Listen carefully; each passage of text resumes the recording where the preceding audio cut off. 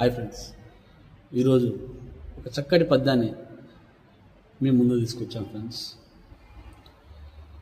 తమ్మి తొందరేలను రా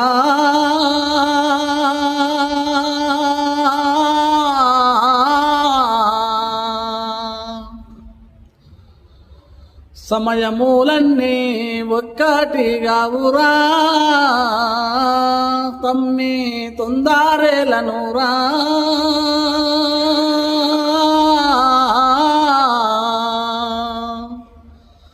సమయములన్నీ ఒక్కటిగావురా,